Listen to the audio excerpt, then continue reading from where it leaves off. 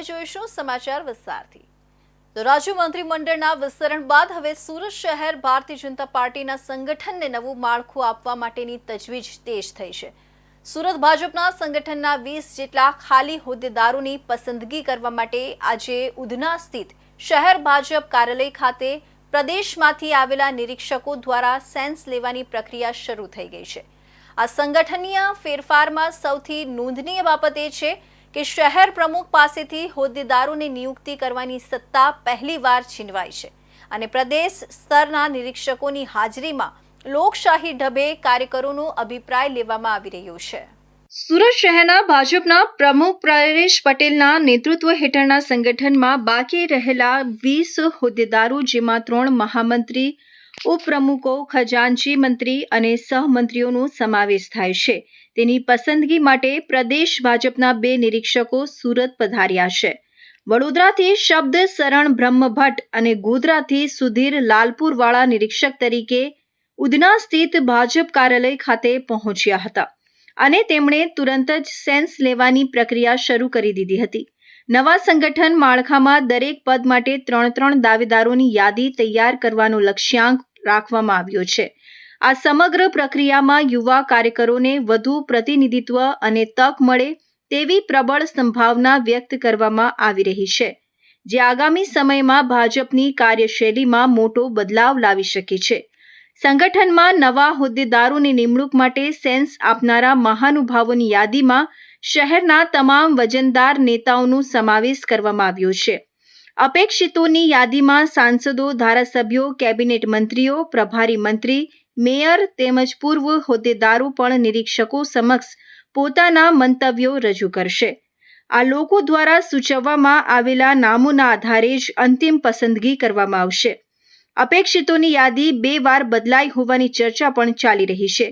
અગાઉની યાદીમાં પૂર્વ શહેર પ્રમુખો, પૂર્વ પ્રદેશ હોદ્દેદારો અને પૂર્વ મંત્રીઓના નામ ન હોવાથી તેમાં સુધારો કરીને નવી યાદી બનાવીને તેમનો સમાવેશ કરવામાં આવ્યો છે, જે દર્શાવે છે કે સંગઠન તમામ જૂના નવા નેતાઓને સાથે લઈને ચાલવા માંગે છે।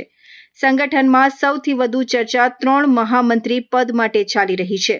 વર્તમાનમાં કાળુ ભીમનાથ, સાંસદ મુકેશ દલાલ અને કિશોર બિંદલ મહામંત્રી તરીકે કાર્યરત છે। સંગઠન દ્વારા આ પદ પર પ્રાદેશિક સંતુલન જાળવવાની નીતિ અપનાવવામાં આવે તેવી ધારણા છે। સુરતમાં પર્યાવરણની જાળવણી અને સિંગલ યુઝ પ્લાસ્ટિકના દૂષણને નાબૂદ કરવાના સંકલ્પ સાથે શ્રી રવિશંકરજીના માર્ગદર્શન હેઠળ આર્ટ ઓફ લિવિંગ સંસ્થાના શ્રી રૂરલ ડેવલપમેન્ટ પ્રોગ્રામ દ્વારા ઇકો ક્રાંતિ મિશનની શરૂઆત સુરત શહેરથી કરવામાં આવી છે। આ અભિયાનને સફળ બનાવવા માટે આર્ટ ઓફ લિવિંગ અને સુરત મહાનગરપાલિકા વચ્ચે એક મહત્વપૂર્ણ સમજૂતી કરાર કરવામાં આવ્યો છે, જે સુરતને દેશનું પ્રથમ cleanest city to greenest city બનાવશે। આ MOUનો મુખ્ય હેતુ સિંગલ યુઝ પ્લાસ્ટિકનો ઉપયોગ નહિવત કરીને પર્યાવરણને સ્વચ્છ અને હરિયાળું બનાવવાનો છે। આ કરાર દ્વારા સુરતમાં ઇકો ફ્રેન્ડલી ઉપક્રમો, કચરાનું વૈજ્ઞાનિક રિસાયકલિંગ અને ગ્રીન ઇનોવેશન પ્રોજેક્ટ્સને પ્રોત્સાહન આપવામાં આવશે।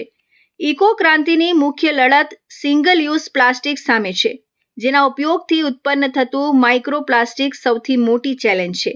એક સંશોધન અનુસાર હવા, પાણી અને ખોરાક દ્વારા દર અઠવાડિયે એક ATM કાર્ડની સાઇઝ જેટલું માઇક્રોપ્લાસ્ટિક આપણા શરીરમાં જાય છે, જે કેન્સર અને શુક્રાણુને લગતા પ્રશ્નો જેવા ગંભીર રોગોનું કારણ બની શકે છે। આ ગંભીરતાને ધ્યાનમાં રાખીને આર્ટ ઓફ લિવિંગ દ્વારા અનેક ઇકો ફ્રેન્ડલી અને સસ્ટેનેબલ પ્રોડક્ટ્સ વિકસાવાયા છે। આ પ્રોડક્ટ્સ સિંગલ યુઝ પ્લાસ્ટિકના વિકલ્પ રૂપે ઉપયોગી સાબિત થશે અને તે માત્ર 6 મહિનામાં કુદરતી રીતે નાશ પામે છે, જ્યારે સિંગલ યુઝ પ્લાસ્ટિકને નાશ થવામાં 1000 વર્ષથી વધુ સમય લાગે છે। સુરત મહાનગરપાલિકા દેશની નંબર 1 મહાનગરપાલિકા બનવા પ્રસ્થાપિત થઈ રહી છે। છેલ્લા વર્ષોમાં અનેક એવોર્ડ સુરત મહાનગરપાલિકાએ પ્રાપ્ત કર્યા છે। તેના ભાગરૂપે Surat cleanest city of India છે, પણ Surat cleanest city to greenest city બનાવવાનો અમે એક સંકલ્પ કર્યો છે અને અમે કટિબદ્ધ છે। શ્રી રૂરલ ડેવલપના પ્રોગ્રામ અને સુરત મહાનગરપાલિકા દ્વારા એક MOU થયું છે। એ પ્રજામાં એક જાગૃતિ ફેલાવવાનો છે। રોજબરોજની જિંદગીમાં માઇક્રો જેટલું પ્લાસ્ટિક આપણા શરીરમાં જતું હોય છે. એનાથી અનેક કેન્સર જેવી ભયાનક બીમારી થતી હોય છે. તેને રોકવા માટે પણ એસએમસી સાથે એ જ છે કે અત્યારના ભારત દેશમાં આપણું જે સ્વચ્છ અભિયાન ચાલી રહ્યું છે એમાં સુરત જે છે એ અત્યારના સર્વ ક્લીનેસ્ટ સિટી તરીકે અત્યારના છેલ્લા 5 થી 7 વર્ષથી વખણાય છે. તો ક્લીનેસ્ટ સાથે આપણે કઈ રીતના ગ્રીનેસ્ટ કરી શકીએ એ બહુ જરૂરી છે. એમઓયુ સેરેમની પ્રસંગે આર્ટ ઓફ લિવિંગના એસએસઆરડીપી વિભાગના ડાયરેક્ટર દેવાંગભાઈ વોરા, મેયર દક્ષેશભાઈ માવાણી અને અન્ય પદાધિકારીઓ હાજર રહ્યા હતા. તેમના હસ્તે હોસ્પિટલો અને ટ્યુશન ક્લાસીસમાં ઇકો ક્રાંતિની પ્રોડક્ટ્સનું વિતરણ કરવામાં આવ્યું હતું. લોન્ચિંગની સાથે જ સુરતના 50થી વધુ સ્થળોએ 10 લાખ રૂપિયાથી વધુની કિંમતના ઇકો ક્રાંતિ પ્રોડક્ટ્સનું મફત વિતરણ કરવામાં આવ્યું છે. લોકોને આ પ્રોડક્ટ્સ સહેલાઈથી મળી રહે તે માટે તે એમેઝોન અને બ્લિંકિટ જેવી એપ્સ પર પણ ઉપલબ્ધ કરાવાયા છે. આ પહેલેથી જ સુરત શહેર ગ્રીન રિવોલ્યુશનનું નવું કેન્દ્ર બન્યું છે. આર્થિક રાજધાની સુરતમાં જમીનોના ભાવ આસમાની છે, ત્યારે જમીનની લાલચ આપીને કરોડોની છેતરપિંડીના કિસ્સાઓ પણ વધી રહ્યા છે. પરંતુ સુરત શહેર ક્રાઇમ બ્રાન્ચના ઇકોનોમિક ઓફેન્સ સેલે એક એવી ટોળકીનો પર્દાફાશ કર્યો છે. સરકારની માલિકીની અંદાજિત 100 કરોડ રૂપિયાની જમીન માત્ર 15 કરોડમાં અપાવવાની લાલચ આપી હતી. આ લાલચને સાચી ઠેરવવા માટે તેઓએ ગુજરાત સરકારના અલગ અલગ વિભાગોના ખોટા અને બનાવટી સરકારી પત્રોનો આશરો લીધો અને એક વેપારી પાસેથી તબક્કાવાર 12 કરોડ ખંખેરી લીધા હતા, જેમાં 6 માંથી 3 આરોપીની ધરપકડ કરાઈ છે. સુરતમાં રહેતા કરમસિંહભાઈ અવારનવાર ગાંધીનગર જતા હતા. તેઓ જમીન લેવેચના વ્યવસાય સાથે સંકળાયેલા છે. આ વચ્ચે તેમનો પરિચય લક્ષ્મણ ગાયડનાથ યોગી સાથે થયો. તે પણ જમીન દલાલીનું કામ કરે છે. ત્યારબાદ એક પછી એક કરીને તમામ 6 આરોપીઓ કરમસિંહભાઈના સંપર્કમાં આવ્યા અને 6 આરોપીઓએ મળીને કરમસિંહભાઈને સરકારી જમીન સસ્તામાં અપાવવાની લાલચ આપી હતી. આ કેસની સૌથી ચોંકાવનારી બાબત તેની મોડસ ઓપરેન્ડી છે. ટોળકીએ પ્રથમ સુરતના કામરેજ તાલુકાના ખોલવડ ગામમાં આવેલી 2 મોટા સરકારી પ્લોટની વિગતો મેળવી. બ્લોક નંબર 3128, સર્વે નંબર 417/અ, ક્ષેત્રફળ 50,600 ચોરસ metre. Block number 3129, survey number 417/બ, ક્ષેત્રફળ 50,600 ચોરસ મીટર.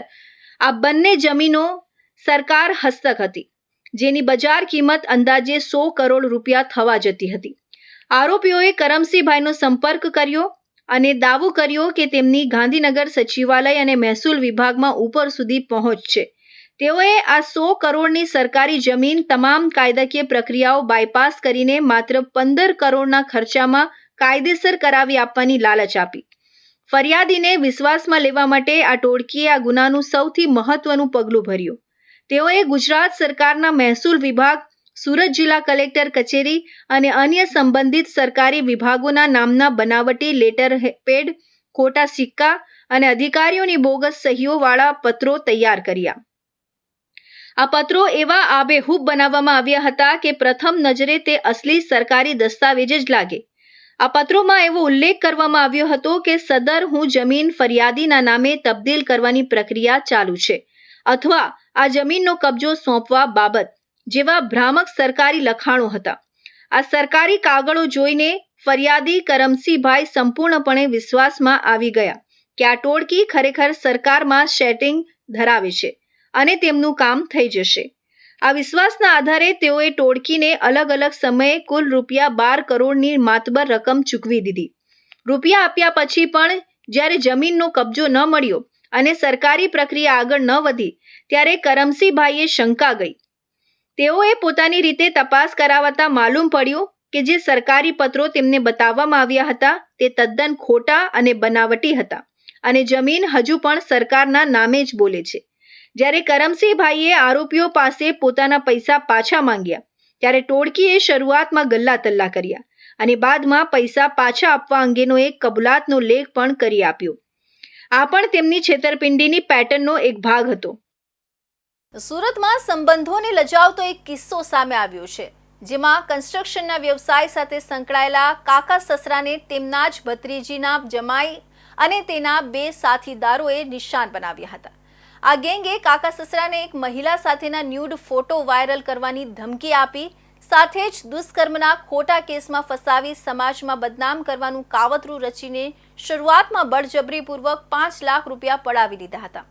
આરોપી જય ડાંગર સાંસદ મુકેશ દલાલનો પીએ પણ રહી ચૂક્યો છે, તેમજ લોકસભા 2024ની ચૂંટણીમાં જવાબદારી પણ સોંપી હતી. આરોપી જય ડાંગરે તેની પત્નીના મોટા કાકા વરજાંગભાઈને બ્લેકમેલ કર્યા હતા. તેણે ગુપ્ત રીતે વરજાંગભાઈની ઓફિસમાં સ્પાય કેમેરા લગાવ્યા હતા. ઓફિસમાં નોકરી કરતી એક મહિલા કર્મચારીને ધમકી આપીને અને બ્લેકમેલ કરીને આરોપીઓએ કુલ 10 કરોડ રૂપિયાની માંગણી કરી હતી. આ ગંભીર મામલે મહિલા કર્મચારીએ તુરંત જ ક્રાઇમ બ્રાન્ચમાં અરજી દાખલ કરી હતી, જેના પગલે પોલીસ દ્વારા તપાસ હાથ ધરવામાં આવી હતી. કન્સ્ટ્રક્શનના વ્યવસાય સાથે સંકળાયેલા કાકા સસરા વરજાંગભાઈ પાસેથી પૈસા પડાવવા ભત્રીજીના જમાઈ જય અને તેના સાગરીતોએ કાવતરું રચ્યું હતું. કાકા સસરાના ન્યૂડ મહિલા સાથેના ફોટા વાયરલ કરવા ઉપરાંત દુષ્કર્મના કેસમાં ફસાવવાના બહાને 5 લાખ મેળવી લીધા. આટલેથી ન અટકતા તેમની લાલચ વધી ગઈ હતી. ફરીથી મોટા પાયે તોડ કરવાની યોજના બનાવી હતી.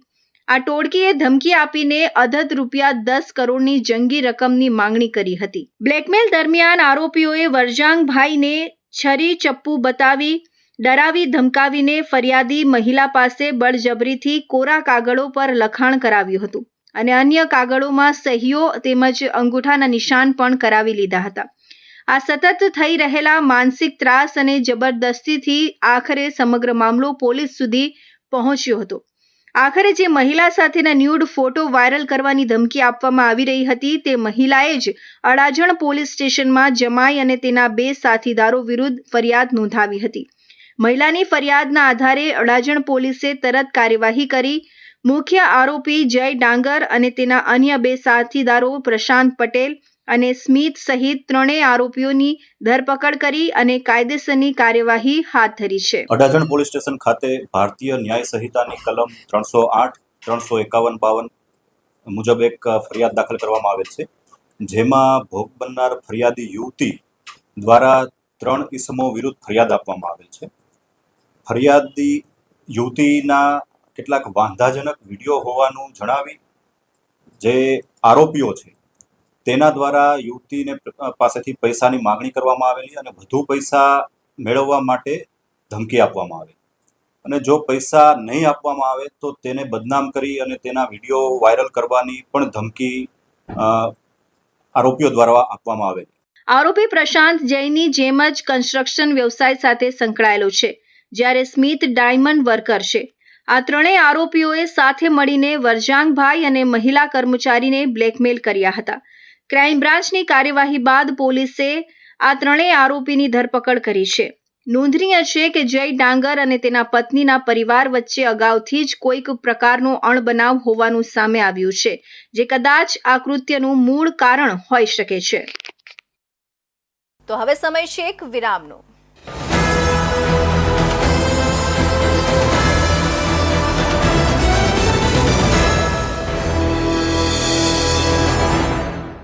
મુદ્દાઓ છે દેશના,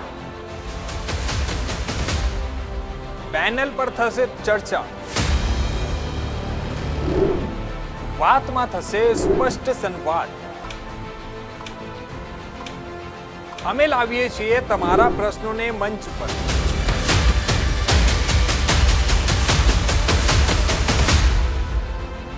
કેમ કે સમસ્યા તમારી, લડત તમારી.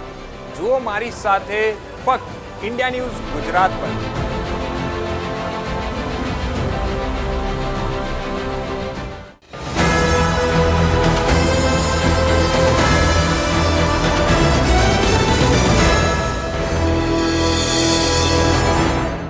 વિરામ બાદ ફરી આપ સૌનું સ્વાગત છે. સુરત શહેરમાં ફરી એકવાર ડુપ્લિકેટ વસ્તુનો વેપલો સામે આવ્યો છે. ઉત્તરાણ વિસ્તારમાં દ્વારકેશ ઇન્ડસ્ટ્રીમાં એક કારખાનામાંથી મુંબઈની બ્રાન્ડેડ કંપની આલ્ફ ગુડનેસ રોઝમેરીનું નકલી વોટર બનાવવામાં આવી રહ્યું હતું. કંપનીના માણસોએ પોલીસ સાથે રેડ કરતા રૂપિયા 15 લાખથી વધુનો મુદ્દામાલ કબજે કરવામાં આવ્યો છે. આ સાથે જ એક આરોપીની પણ ધરપકડ કરવામાં આવી છે. ઉલ્લેખનીય છે કે આરોપી આ ડુપ્લિકેટ વોટરની બોટલ ઓનલાઈન એમેઝોન, મીશો અને ફ્લિપકાર્ટ પર રૂપિયા 170માં વેચતો હતો. જેના પર તે એક બોટલે ₹70 થી 100નો નફો મેળવતો હતો. જોકે આ ડુપ્લિકેટ વોટરના ઉપયોગથી વાળ પણ ખરી જવાની શક્યતાઓ રહેલી છે. મળતી માહિતી પ્રમાણે મુંબઈની બ્રાન્ડેડ કંપની આલ્પ્સ ગુડનેસ કંપનીએ 4 મહિના પહેલા સુરતના ઉત્તરાણ વિસ્તારમાં ઉમરા વેલંજા દ્વારકેશ ઇન્ડસ્ટ્રીમાં એક કારખાનામાં કંપનીની કોસ્મેટિક પ્રોડક્ટ જેવું જ પેકેજિંગવાળું વસ્તુ અને કંપનીને ભળતી નામની કોસ્મેટિક પ્રોડક્ટનું ઉત્પાદન કરીને ઓનલાઈન વેચાણ કરવામાં આવતું હોવાની માહિતી મળી હતી.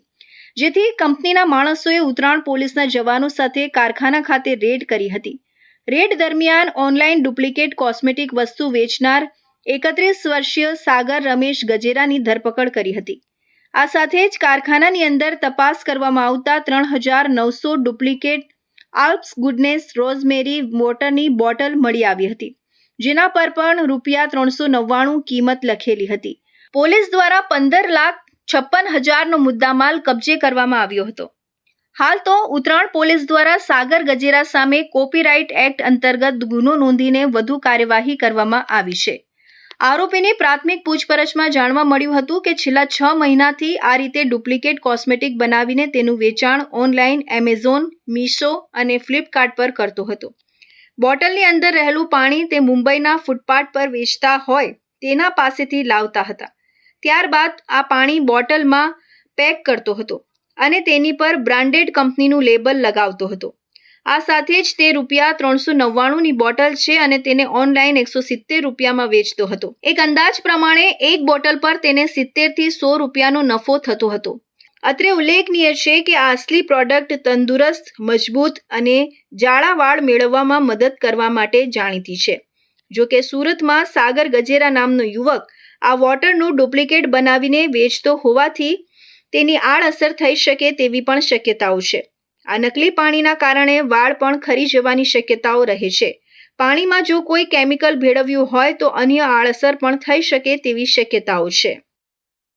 શહેરમાં ડ્રગ્સની હેરાફેરી સામે પોલીસે કડક વલણ અપનાવ્યું છે. બાતમીના આધારે સર્વેલન્સ સ્ટાફે ઈચ્છાપોર ગામની ગાયત્રીનગર સોસાયટીમાં આવેલા એક મકાન પર દરોડો પાડ્યો હતો. આ દરોડામાં એક ઘરકામ કરતી મહિલા આરોપી પાર્વતીબેન સતીશ શર્માની ધરપકડ કરવામાં આવી છે. તેની પાસેથી 1.762 કિલોગ્રામ ગાંજો જેની કિંમત 88,100 થાય છે તેમજ અન્ય મુદ્દામાલ મળીને કુલ ₹93,100ની મત્તા જપ્ત કરવામાં આવી હતી. સુરત શહેરમાં ડ્રગ્સની હેરાફેરીને જડમૂળથી ખતમ કરવા માટે પોલીસે કડક વલણ અપનાવ્યું છે. આ અભિયાનના ભાગરૂપે ઈચ્છાપોર ગામની ગાયત્રીનગર સોસાયટીમાં આવેલા એક મકાન પર પોલીસે દરોડો પાડી મહત્વપૂર્ણ સફળતા મેળવી હતી. દરોડા દરમિયાન પોલીસે એક મહિલા આરોપી પાર્વતીબેન સતીશ શર્માની ધરપકડ કરી હતી. પોલીસ તપાસમાં સામે આવ્યું છે કે પાર્વતીબેન ઘરકામ કરતી મહિલા છે અને છેલ્લા કેટલાક સમયથી નશીલા પદાર્થોની હેરાફેરી સાથે સંકળાયેલી હતી.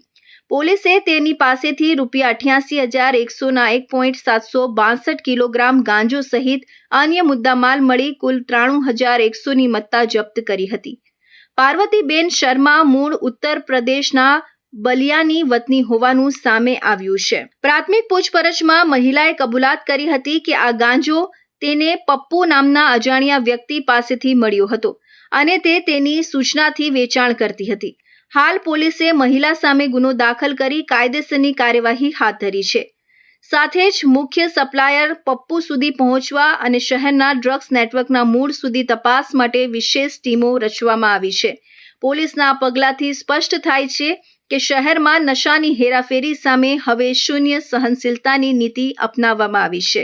ઈચ્છાપુર પોલીસ સ્ટેશનનો સ્ટાફ પેટ્રોલિંગમાં હતો ત્યારે તેઓને અંગે બાતમી મળેલ હતી કે એક વ્યક્તિ છે જે ગાંજાનું ખરીદી અને વેચાણ કરે છે, જેથી ઈચ્છાપુર પોલીસ સ્ટેશનના સ્ટાફ દ્વારા પીઆઈ દ્વારા જરૂરી કાર્યવાહી કરીને રેડનું આયોજન કરવામાં આવેલું હતું અને આ બાબતે રેડ કરીને ઈચ્છાપુર પોલીસ સ્ટેશન વિસ્તારમાંથી પાર્વતી શર્મા નામની મહિલા ને સર્ચ ઓપરેશન વગેરે એના સ્થાને કરવામાં આવતા લગભગ 1.762 કિલોગ્રામ જેટલું ગાંજો તેની પાસેથી મળી આવેલ હતો, જેથી આગળની જરૂરી કાયદેસરની કાર્યવાહી કરી ઈચ્છાપુર પોલીસ સ્ટેશનમાં ગુનો રજીસ્ટર કરવામાં આવેલ છે.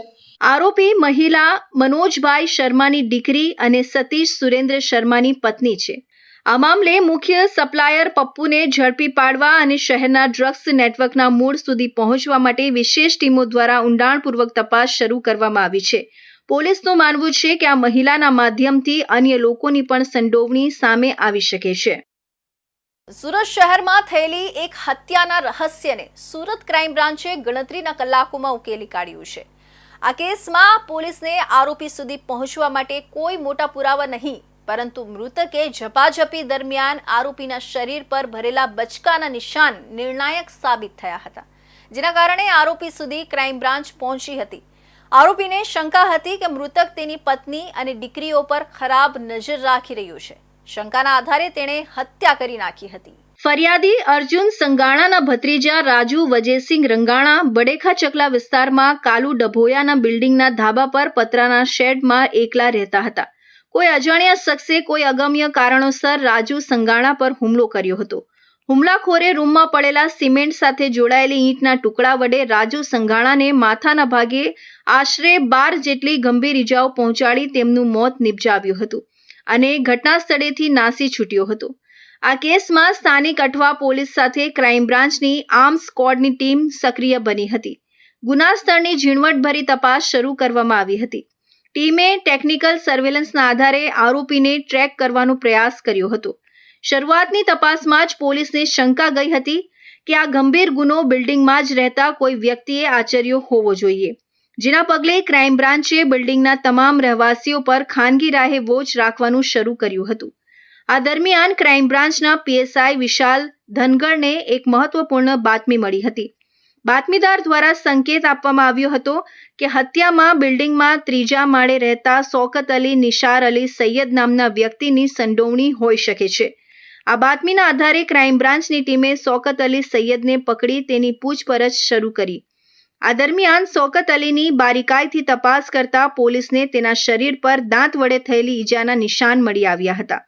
આ નિશાન તેના ડાબા હાથ અને પીઠ પર જમણી બાજુ સ્પષ્ટ જોઈ શકાતા હતા. ઉપરાંત તેના બંને હાથની કોણી અને ગળા પર પણ સામાન્ય ઈજાના નિશાન હતા. પોલીસ અધિકારીઓએ તરત જ સમજી લીધું કે આ નિશાન હત્યાનો વિરોધ કરતી વખતે મૃતક રાજુ દ્વારા ભરેલા બચકાના છે. આ બચકાના નિશાન પોલીસ માટે સૌથી મોટો અને નક્કર પુરાવો બની ગયા. શંકા મજબૂત થતા પોલીસે પોતાની આગવી ઢબે પૂછપરછનું ચક્ર ઝડપી બનાવ્યું, જેના પરિણામે આરોપી શૌકત અલી સૈયદે આખરે ખુદ આ હત્યા કરી હોવાની કબૂલાત કરી લીધી. ગઈ 3જી તારીખે 3/11/2025ના રોજ સુરતના અઠવા વિસ્તારમાં ઢીંગલી ફળિયામાં કાળુભાઈ ડભોઈના બિલ્ડિંગના 3જા માળ પર એક ડેડ બોડી મળી આવેલી, જે રાજુ વજેસિંહ સંગાડા ઉંમર વર્ષ 45 અને મૂળ દાહોદનો રહેવાસી છે અને ઘણા વર્ષથી અહીંયા મજૂરી કામ કરી અને અહીંયા રહે છે 4થા માળ ઉપર, ત્યાં જ એ જગ્યા ઉપર પતરાના શેડમાં. એની ડેડ બોડી મળી આવતા એના કાકાએ ફરિયાદ દાખલ કરવામાં આવી અને અનડિટેક ખૂનનો ગુનો દાખલ કરવામાં આવ્યો કે આ ગુનાના કામે શૌકત સૈયદ નામનો ઇસમ સંડોવાયેલ છે. એને ક્રાઇમ બ્રાન્ચ ખાતે લાવી એની પૂછપરછ કરતા એને ઉપરોક્ત ગુનાની કબૂલાત કરેલી હતી. શૌકત સૈયદ આ જ બિલ્ડિંગમાં 3જા માળ ઉપર રહે છે, જ્યારે મરનાર રાજુસિંહ વજેસિંહના કાકા એ 4થા માળ ઉપર રહેતા હતા અને ઘણા ટાઈમથી રાજુસિંહ આ મકાન પર આવતો હતો. શૌકતની 2 દીકરીઓ જે ટીનેજ છે એના પર અને એની વાઈફ ઉપર નજર બગાડતો હોવાની શંકાના આધારે એ દિવસે રાત્રે બંને વચ્ચે ઝઘડો થયેલો હતો અને જેના લીધે એને મરનારે અમને 2 બચકા પણ ભરી ગયેલા હતા બોડી ઉપર અને એનું જેથી કરીને આરોપીએ એના માથા ઉપર પથ્થર અને ઈંટ મારી અને એનું મૃત્યુ નિપજાવેલ છે. આરોપી અને મૃતક વચ્ચે ઝપાઝપી થઈ હતી અને આ દરમિયાન જીવ બચાવવાના પ્રયાસમાં મૃતક રાજુએ આરોપી શૌકત અલીને 2 જગ્યાએ બચકા ભર્યા હતા, જેના નિશાન તપાસ દરમિયાન મળી આવ્યા હતા. મૃતકના બચકાથી શૌકત અલીનો ગુસ્સો 7મા આસમાને પહોંચી ગયો અને તેણે ત્યાં પડેલી ઈંટના ટુકડા વડે રાજુને આડેધડ ઘા મારવાનું શરૂ કર્યું હતું. ગંભીર ઈજાઓને કારણે રાજુ લોહી લુહાણ થઈને ત્યાં જ ઢળી પડ્યો હતો. આ જોતા શૌકત અલી સૈયદ પોતાની રૂમમાં જઈને છુપાઈ ગયો હતો. સુરત શહેરમાં છેલ્લા કેટલાક સમયથી દેશી વિદેશી દારૂ અને નશીલા પદાર્થોનું વેચાણ ખુલ્લેઆમ થઈ રહ્યું હોવાના આક્ષેપ સાથે શહેર કોંગ્રેસે પોલીસ કમિશનરને તાત્કાલિક કાર્યવાહી કરવા રજૂઆત કરી છે. કોંગ્રેસ દ્વારા શહેર પોલીસ કમિશનરને આપવામાં આવેલા લેખિત પત્રમાં જણાવાયું છે કે હાલ સુરત શહેરમાં કાયદો વ્યવસ્થા ગંભીર રીતે ખોરવાઈ રહી છે.